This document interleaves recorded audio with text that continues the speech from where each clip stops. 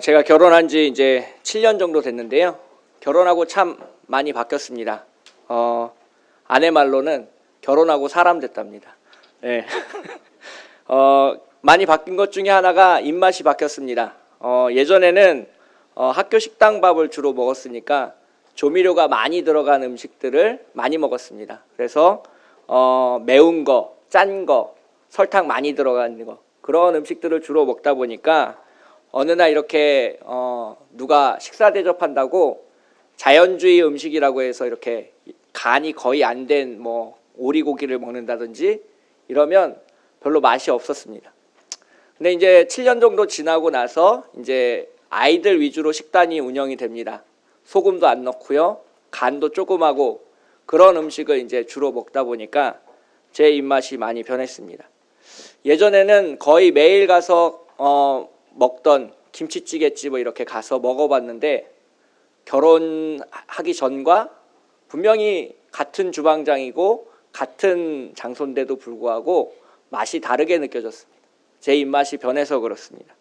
그래서 분명히 맛있다고 먹었었던 그 식당이 이제 결혼 후에는 맛이 없게 느껴졌습니다. 너무 간이 세서 혀가 얼얼할 정도였고 이제는 조금 더 순한 음식 위주로 찾게 되었습니다. 그래도 가끔 이제 맵고 짜고 이런 음식이 생각날 때가 있습니다. 그럴 때면 이제 아내가 특별히 음식을 따로 차립니다. 애들 것 따로, 이제 어른들 것 따로 차려서 저희들 거 먹고 아이들 먹이고 이렇게 합니다. 그런데 이제 어떻게 매번 그렇게 하겠습니까? 이제 음식은 따로 차리기 싫고 맵고 짠 음식이 먹고 싶을 때면 찾는 게 있습니다. 이제 찬장에 가서 비상고처럼 숨겨뒀던 라면을 꺼냅니다. 그래서 조미료가 듬뿍 들어가서 혀를 강하게 자극하는 그 라면을 끓여가지고 식탁 위에 올려놓으면 이제 김이 모락모락 납니다. 그래서 애들이 알아차리기 전에 빨리 그 라면을 먹어야 됩니다. 왜 그러냐면 이제 7살 된 첫째가 그 라면을 먹고 있는 걸 알면 식탁에 달려와서 자기도 이제 라면을 달라고 얘기하기 때문입니다. 그래서 너무 맵게 먹이면 안 되니까 이제 생수에 이제 면을 헹궈서 이렇게 먹어주면 호로록 호로록 아주 잘 먹습니다. 이제 그렇게 하면 4살 된 딸이 오빠가 먹은 거를 따라 먹어야 되니까 걔도 식탁에 올라옵니다. 그래서 4살 된 딸에게 그 라면을 먹이면 맵다, 물을 달라, 우유를 달라 하면서 이렇게 하지만 그래도 라면을 먹습니다. 이제는 마지막 문제는 이제 돌을 갓 지난 걸음마를 뗀 아기입니다. 누나가 라면 먹는 모습을 보면 그 아이도 이렇게 성큼성큼 걸어와서 제 무릎 위에 이렇게 손을 살포시 올려놓고 소리를 냅니다. 우. 예, 자기도 그 라면 달라는 겁니다. 그래서 매운 라면은 못 주고 돌도 안 된 아이한테 짜장면은 좀 먹여봤습니다. 그렇게 그 아이들의 모습을 보면서 깨달은 게 있습니다. 사랑하면 그 사람이 하는 거를 따라하려는 본성이 있다는 겁니다. 연애를 오래 해보신 분들은 그런 경험을 하실 겁니다. 남자친구나 여자친구가 하던 행동들을 그대로 따라하고 있는 자식이 자신의 모습을 발견할 수 있습니다. 그래서 자기가 좋아하는 사람과 닮으려고 노력하는 것, 그것은 우리의 삶에서 어찌 보면 너무나도 당연하고 자연스러운 일입니다. 저희 첫째 아들이 아빠를 좀 많이 좋아합니다.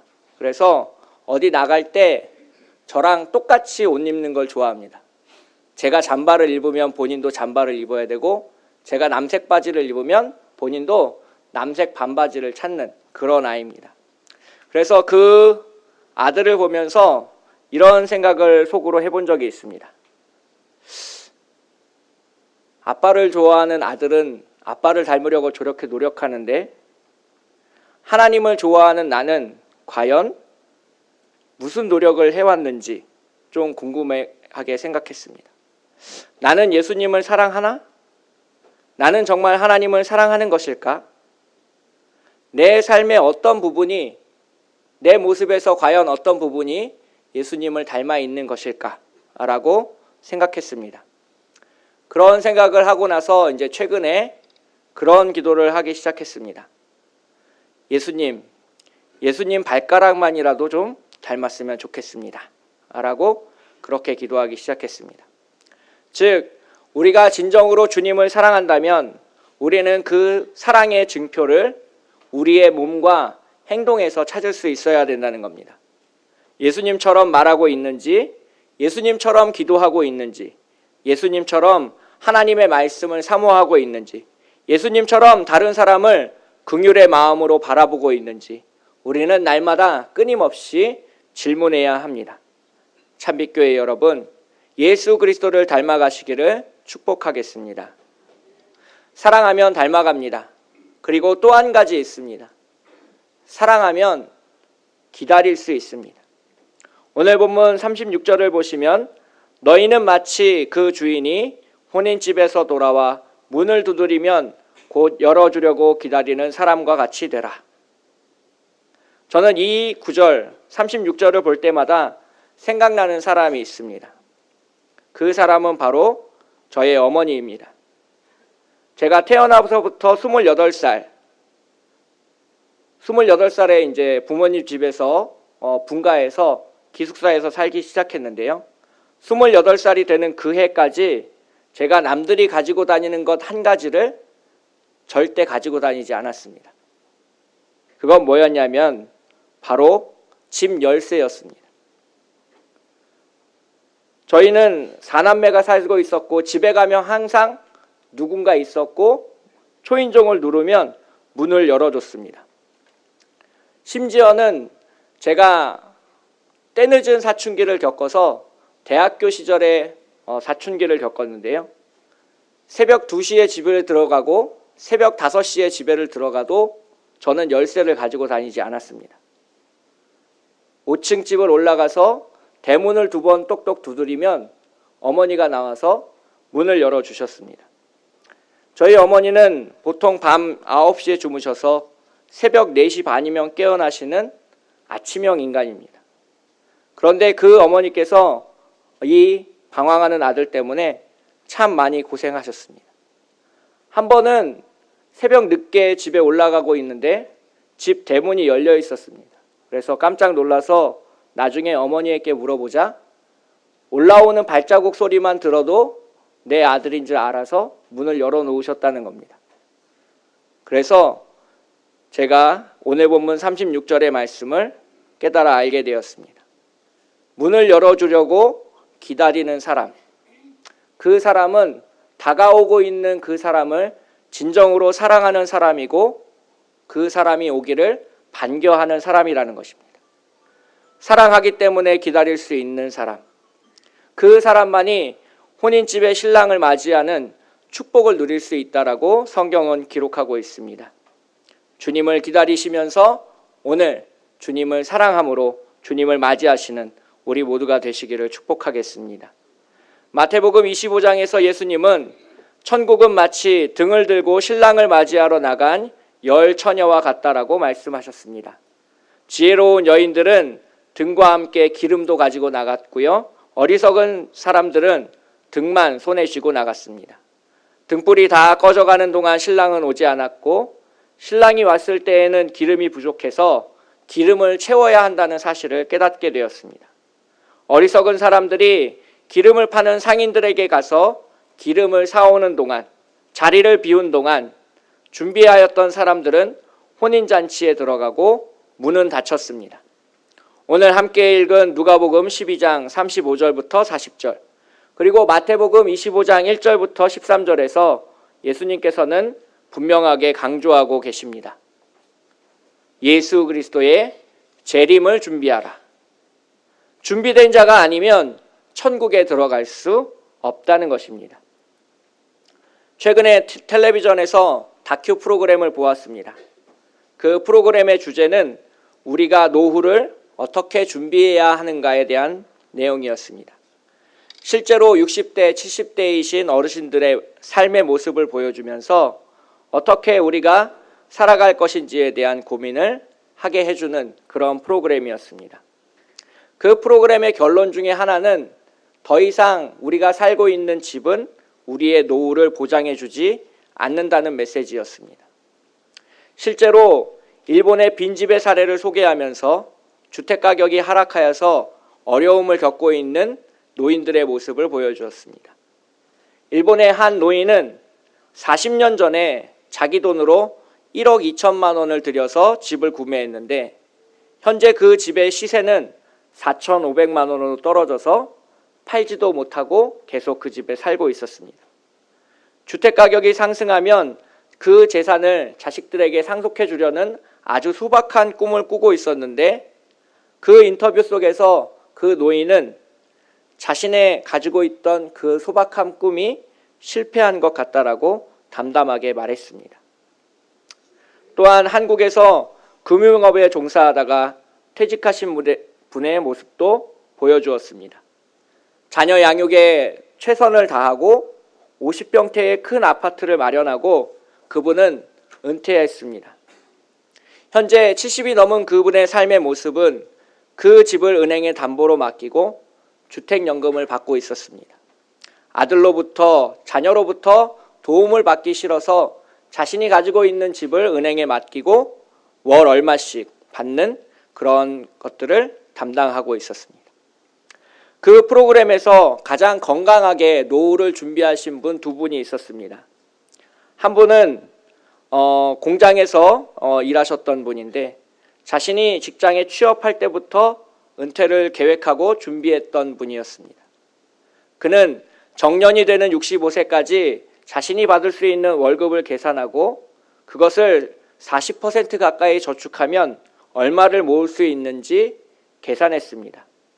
그래서 자신의 월급이 50만 원이던 시절부터 40%를 꾸준히 저축해 왔습니다. 그 인터뷰 속에서 그분은 자녀들에게 손 벌리지 않고 살아갈 모든 준비를 마쳤다라고 자신만만하게 이야기했습니다. 그리고 이제 65세에 은퇴를 하시면 무엇을 하실 거냐라는 그 기자의 질문에 자신은 이제 은퇴를 하고 나면 자신의 죽음을 준비하고 싶다라고 말하였습니다. 즉, 성공한 노년을 살아가고 있는 사람은 자신의 죽음을 예비하고 있는 사람이었고 또 한 사람은 학교 교장으로 은퇴해서 현재는 배달업을 하고 있는 새로운 인생을 출발하시는 사람이었습니다. 물론 연금도 나오고 자신의 삶이 보장되는 삶이지만 자신의 할 거리를 위해서 그리고 남은 작은 일이라도 이 사회에 봉사하고 싶으셔서 이렇게 트럭을 운전하고 있는 한 할아버지가 나왔습니다. 그 속에서 저는 기독교의 메시지를 읽을 수 있었습니다. 우리가 어떻게 살아가야 하는가에 대한 문제는 죽음을 우리가 어떻게 준비해야 되는가와 우리가 오늘을 어떻게 생명을 가지고 살아갈 수 있는가에 대한 문제로 집착된다는 겁니다. 즉, 자신의 죽음을 잘 준비하는 사람은 하나님의 나라를 소망하고 부활을 살아갈 수 있는 준비를 할 수 있는 사람들이라는 겁니다. 즉, 준비된 자가 아니면 여유를 가질 수 없고 준비된 자가 아니면 승리할 수 없고 준비된 자가 아니면 하나님의 임재를 경험할 수 없다는 것입니다. 이것이 스포츠 게임이나 우리가 살아가고 있는 삶에서 많이 보여지는 겁니다. 시합이 없을 때 땀 흘리지 않는 야구 선수는 승리의 기쁨을 맛볼 수 없습니다. 음악하는 사람들은 하루에 몇 시간씩 연습을 하고 무대에 올라갑니다. 우리가 만약 진짜로 하나님의 나라, 천국에 들어가려는 소망을 가지고 있다면 우리 또한 준비해야 한다는 것입니다.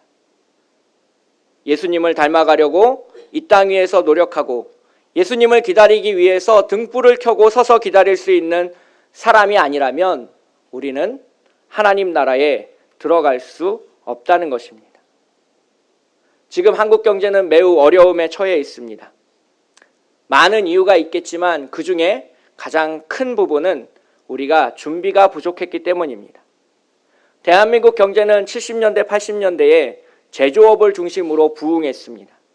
일본이나 독일에서 기계를 들여와서 제품을 생산해서 싼 가격에 미국과 같은 선진국에 수출함으로써 많은 이득을 얻는 방식이었습니다. 많은 대기업들이 이런 방식으로 성장했습니다. 하지만 성장 후에 그 이후를 준비하는 그 준비 과정이 부족했다라고 저는 생각합니다. 정밀기계나 원료 개발과 같은 많은 투자비가 들어가는 연구 개발에 소홀하고 오늘 당장 더 많은 이윤을 치중할 수 있게끔 싸게 공급하고 이윤을 극대화하는 데만 치중하지 않았나 하는 아쉬움이 있습니다. 그리고 그 결과를 지금 여러분들이 보고 계십니다. 지금 현재 미국과 중국이 첨예한 무역 갈등을 겪고 있습니다. 중국은 그동안 미국이 상대할 정도로 강대국으로 인정받지 못했습니다. 중국이 언제부터 강대국으로 인정받았는지 아십니까? 그것은 중국이 유인 우주선을 발사하고 나서부터입니다. 유인 우주선을 발사하고 나서 세계 여러 나라들이 중국을 대하는 태도가 달라졌습니다. 예를 들면 중국이 우주선을 발사하고 난 이후에 미국의 신용평가 기관들이 중국의 신용도를 3단계나 올려주었습니다. 그렇게 중국이 강대국이 될 수 있었던 까닭은 수학, 물리, 화학과 같은 기초과학 분야에서 30년 넘은 투자가 있었기 때문입니다. 기초가 튼튼하지 않으면, 준비되지 않으면, 건강하지 않으면 선진국으로 설 수 없다는 것이 이 세상이 보여주고 있는 메시지이고, 또한 성경 속에서도 마찬가지로 우리가 주님의 임재를 경험하려면 우리 또한 준비되어야 한다는 것을 이야기하고 있습니다. 그렇다면 우리는 이 시점에서 이렇게 질문해 볼 필요가 있습니다. 신앙생활에 있어서 우리는 무엇을 준비해야 하는가? 오늘 본문 말씀 속에서 힌트를 찾을 수 있습니다. 본문 속에 보시면 우리가 등불을 켜고 서서 기다리라라고 말하고 있습니다. 어떤 행동이 과연 등불을 켜고 서서 기다리는 것일까를 우리는 유추해서 생각해 보아야 합니다. 우리는 말씀을 읽고 기도하고 예수 그리스도를 오늘 살아내야 합니다. 우리가 믿는 하나님은 삼위일체 하나님입니다. 성부 하나님, 성자 예수님, 성령 하나님은 구분되어지지만 나누어지지 않습니다. 우리는 하나님이 행하신 일들을 기록한 성경을 읽고 예수 그리스도의 이름으로 기도하고 성령님을 의지해 오늘을 살아갑니다. 많은 사람들이 삶 속에서 넘어지고 상처 입고 실망하는 까닭이 무엇이겠습니까? 그것은 우리가 가지고 있는 영적인 기초 체력이 부족하기 때문입니다. 하나님의 말씀을 모르기 때문에 하나님이 우리의 삶에 기적을 베푸셔도 우리는 단지 그것이 우연이라고 치부하며 넘어가게 됩니다. 예수 그리스도의 이름을 의지해서 기도하지 않기 때문에 우리는 기도를 중간에 포기하게 됩니다. 성령님의 인도하심을 따라 우리가 오늘을 살아가지 않기 때문에 우리는 우리 욕심으로 인한 고난과 역경을 만나기도 합니다. 이 모든 이유가 우리가 아직 준비되지 않았기 때문입니다. 하나님 나라를 살아가기 위해서 그리스도인이 준비되어야 하고 또한 마찬가지로 교회도 준비되어야 합니다. 한국교회는 지금 현재 매우 어렵고 힘든 시간을 보내고 있습니다. 세상 사람들로부터 손가락질 받으며 살아가고 있습니다. 그 속에서 우리는 우리가 할 수 있는 일, 교회가 할 수 있는 일이 과연 무엇인가 생각해 보아야 하고 고민해 보아야 합니다. 몇 년 전부터 이 문제에 대해서 제가 많은 고민을 하기 시작했고 목회자로 살아가면서 과연 하나님이 나를 통해서 어떤 교회를 이루길 원하실까를 고민하기 시작했습니다. 내가 만들고 싶은 교회, 내가 꿈꾸는 교회, 내가 소망하는 교회가 아니라 하나님이 나를 통해서 세우고 싶은 교회, 하나님이 나를 통해서 이루고 싶은 교회가 과연 무엇일까를 진지하게 고민하고 기도하기 시작했습니다. 한참 기도를 진행한 후에 하나님께서 저에게 그렇게 말씀하셨습니다. 네가 원하는 대답은 이미 너에게 주어져 있다라는 겁니다. 제 손에 이미 하나님의 대답이 주어져 있다라고 하나님께서 말씀하셨습니다. 그 주님의 음성을 듣고 나서 계속해서 고민하고 찾았습니다. 성경을 다시 읽고 내가 해왔던 일들과 내가 해야 될 일 또는 내 주변의 관계들 속에서 들려오는 하나님의 말씀에 집중했습니다. 그러다 어느 날 한 권사님을 만났습니다. 그 권사님이 오랜만에 저를 만나시면서 이렇게 말씀하시는 겁니다. 목사님 기도가 너무 듣고 싶었습니다. 목사님 기도 그거 아세요? 목사님 기도가 끝날 때마다 거룩하고 아름다우신 예수님에 대해서 얘기하시는데 그게 너무나도 좋았습니다 라고 한 권사님이 얘기하셨습니다. 제가 닮고 싶은 예수님, 제가 기도하고 있는 예수님은 항상 거룩하고 아름다운 예수님이었습니다. 세상과는 구별되고 세상과는 다르고 세상의 기준에 의해서 살아가지 않는 예수님. 하나님을 영화롭게 하고 하나님의 뜻을 이루어드리면서 세상 사람들로부터 칭찬을 받고 있는 그 예수님의 모습을 닮아가려고 노력하는 저였습니다. 그렇다면 하나님이 저를 통해서 꿈꾸시는 교회 또한 거룩하고 아름다운 교회가 되어야 된다는 생각을 하기 시작했습니다. 참빛교회 여러분, 우리는 하나님과 함께 교회를 꿈꾸어야 합니다. 우리가 준비된 교회로서 거룩하고 아름다운 교회로서 주님과 동행할 준비가 되어 있어야 된다는 것. 우리는 주님의 강한 군사입니다. 주님을 위해서 싸울 수 있습니다. 주님을 위해서 오늘 우리가 헌신해야 될 자리를 찾아야 된다는 겁니다. 그것이 우리의 부르심이고 우리의 소명이고 우리의 삶 속에 주님의 음성이라고 이야기하고 싶습니다. 주님이 우리를 부르셨듯 주님은 이 참빛교회를 부르셨고 이 참빛교회를 통하여 하나님의 영광과 뜻을 나타내길 원하고 계십니다. 오늘 준비하고 그 위기가 찾아왔을 때 이겨낼 수 있는 우리 모두가 되시기를 축복하겠습니다. 함께 기도하겠습니다. 사랑의 하나님 아버지, 주님과 함께 동행하게 되길 원합니다. 하나님의 놀라우신 은혜 가운데 오늘을 살아가며 주님과 동행하게 되길 소망합니다. 주님을 오늘 더 닮아가길 원합니다. 주님, 주님의 그 거룩하심 가운데 오늘 우리가 기도하며 나아갈 때에 주님의 말씀을 사모하며 나아갈 때에 주님과 성령 하나님과 동행하게 될 때에 주님, 우리가 준비된 사람으로, 준비된 그리스도인으로, 준비된 교회로 오늘을 살아가게 하여 주시옵시고 주님을 기다리며 참된 목마름으로 오늘을 살아갈 수 있도록 주님 역사하여 주시옵소서.